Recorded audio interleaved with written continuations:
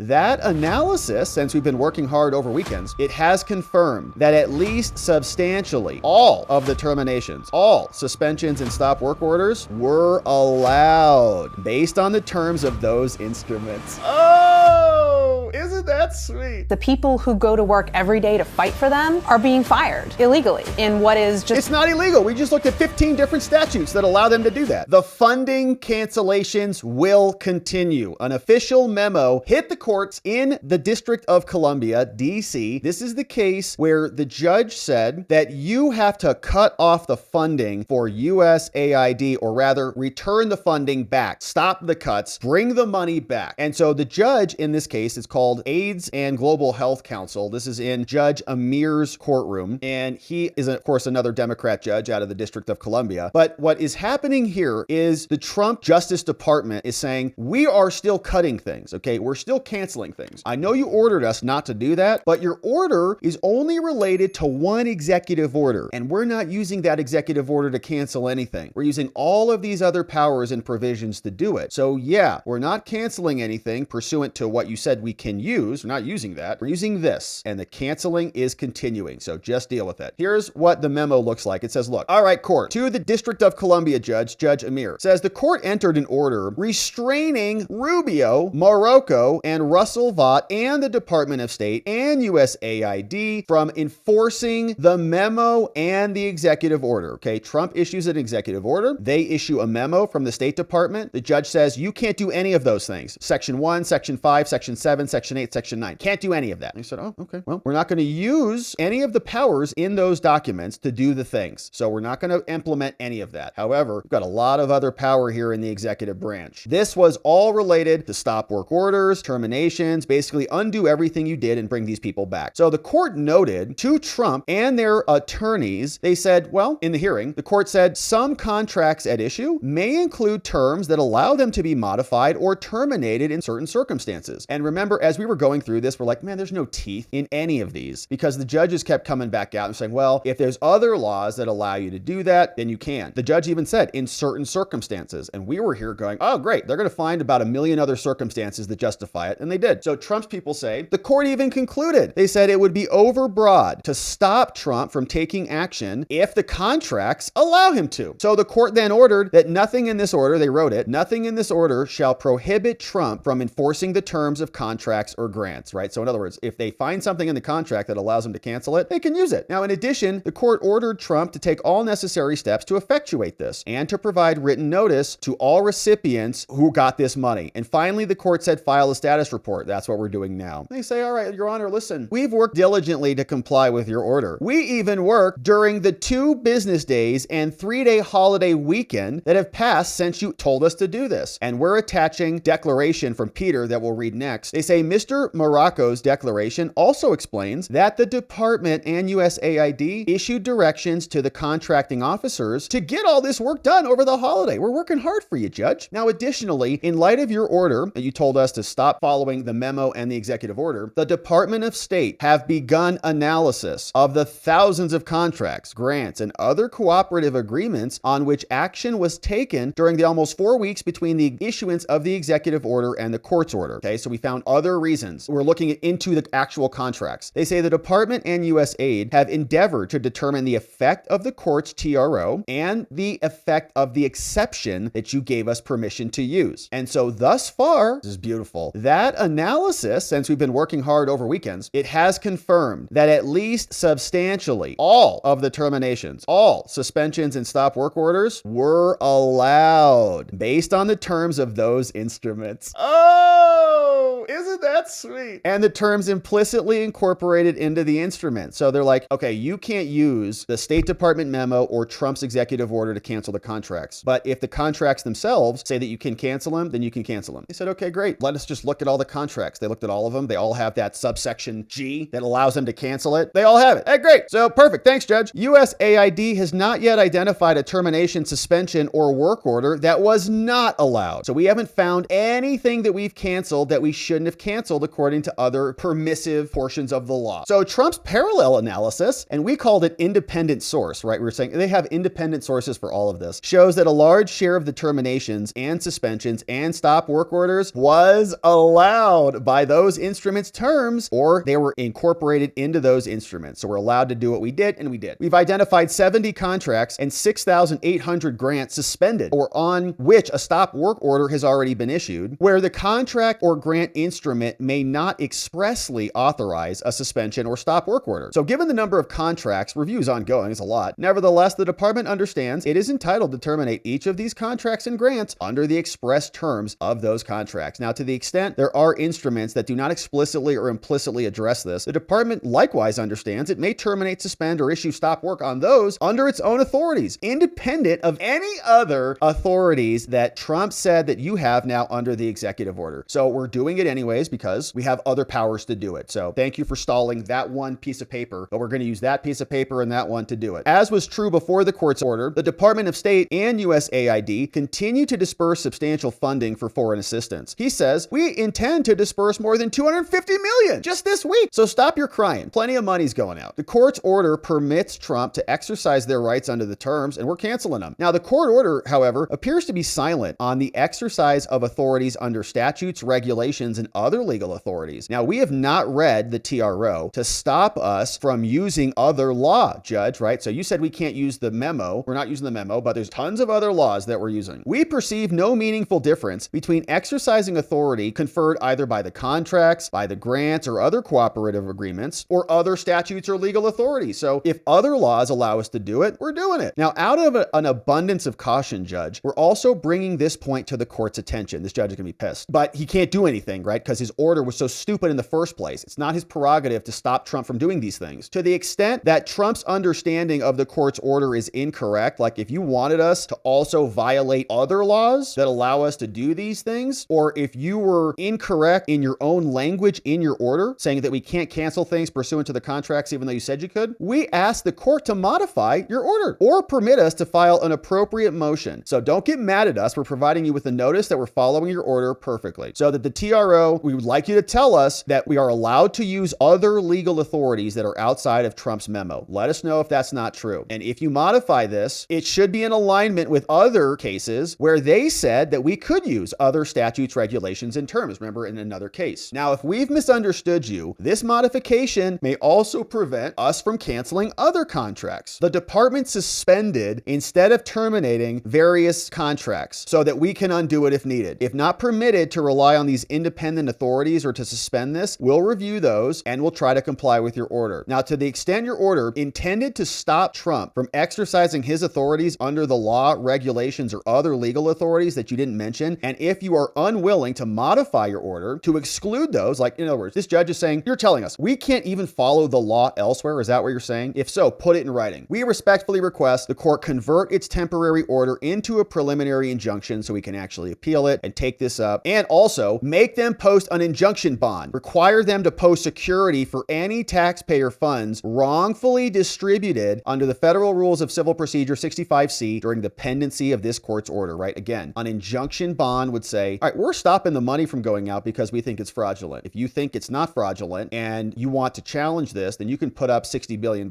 And if it's not fraudulent, then great, you get your $60 billion back. But if it is fraudulent and we should have been able to rescind those funds, then we're taking that $60 billion out of your booty because the American people are sick of funding this. Signed here by the Justice Department, Acting Assistant Attorney General, and Indranil Sur, Senior Counsel from the Civil Division in Trump's DOJ. So beautiful, absolutely amazing to see that, right? And we knew this was going to come back to bite them in the butt because the president has tons of other authority and other power to do this. They're just identifying those independent sources, and these lawsuits are shown to have no teeth at all. Now, here's a little bit more detail. This is the actual declaration of Pete Morocco. He says, since Thursday, I have been performing the duties for Deputy Administrator for U.S. Aid. I've served as a Marine Deputy Assistant Secretary, lots of experience. And Trump then issued an executive order on January 20th, 2025. Now, I'm aware there's a restraining order that's been issued, so I can't do much stuff. But however, over the holiday weekend, we were notified that until further notice, don't implement any handouts anymore. And then we issued a case-by-case review, started that, it's ongoing. Historically, USAID has limited insufficient payments, certifying qualifying officers check before the money goes out. Now the judge is saying we can't do those things. So to correct these deficiencies, we're in the process of adopting a comprehensive review process to make sure there's a clear link between the outgoing payments and the specific appropriations, tracing the funds. That's why we did all this. Substantially all of the assistance was suspended or terminated pursuant to Trump. And they're terminable for convenience, by the way, this guy says. CFR, the Code of Federal Regulations. Okay, so this is beautiful. Not that I want to dive in and zoom in on each one of these, but you see each one of these citations is this guy articulating the alternative sources of power. USAID grants permit suspension pending a decision to resume or terminate the award. Code of Federal Regulations 700.1. Here's another one. 52.249-1. 49.502. Here's another one. Termination for convenience terms when it's mandatory or implied but not explicit. Here's another clause. Permitting the government to terminate a contract for its own convenience. 48 CFR 42.1305A through B. All of them. Tons of other power. This is the benefit of operating in a gigantic bureaucracy with multiple layers of justifications for cover. It's like, I didn't even need that stupid memo. I didn't even need that executive order. I just did that to distract you guys. Like a red herring so they'd all come over there. Trump's executive order. Meanwhile, he's firing everybody using existing power. Since January 22nd, USAID has terminated 498 contracts, stop work order on a bunch of things. And we do this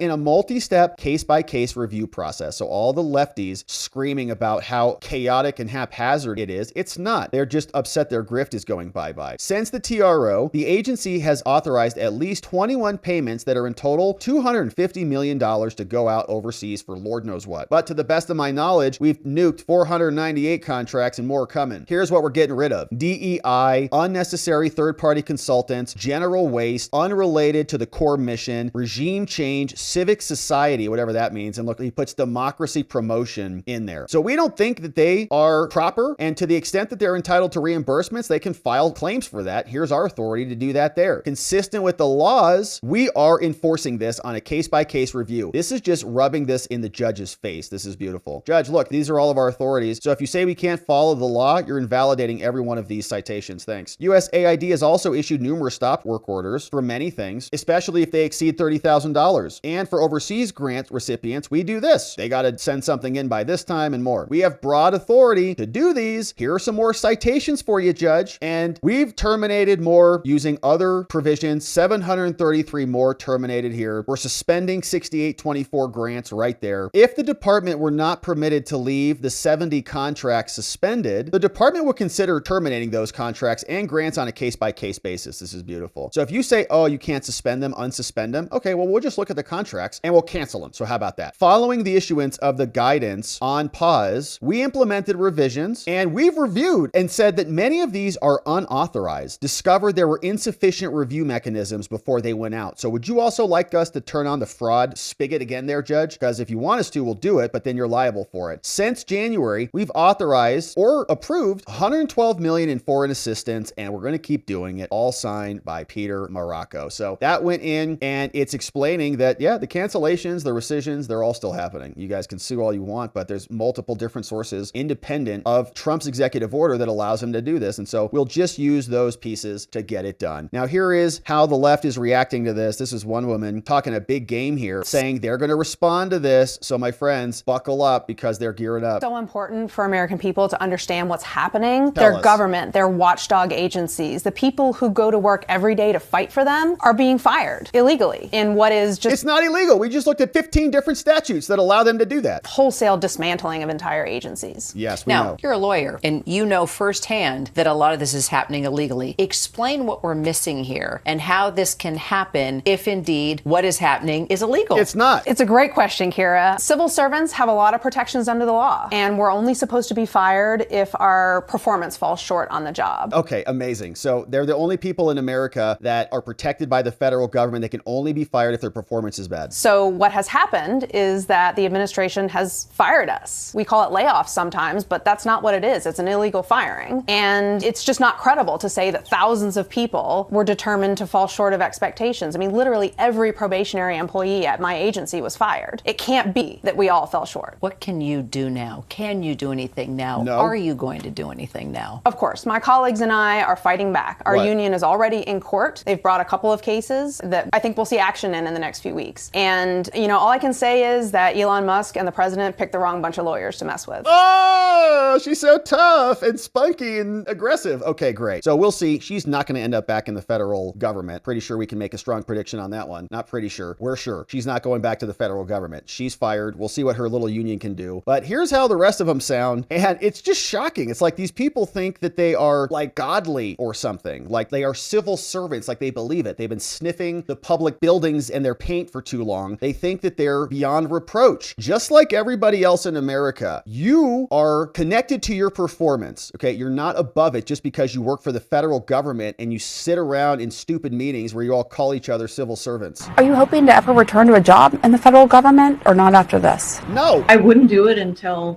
some things have changed. What? Trump's not in office? Because right now, it's a lack of stability. And then also, the emotional impact to me, this really feels like a betrayal in some sense. And that. Yeah. What were you doing? CPO Chessa, disabled U.S. Navy veteran. So they pull her out there for it. Great. You can't criticize her because she's a disabled U.S. Navy veteran and she feels betrayed. It's amazing. They didn't consider how this impacts people, and especially the 30% of the federal workforce that have served on active duty. Tell us more about how it feels like a betrayal. I mean, it comes down to what I've already said. I served my country for 11 years, 9 of them on active duty. I deployed twice. I spent so much time away from my family. I was gone when my mom passed away.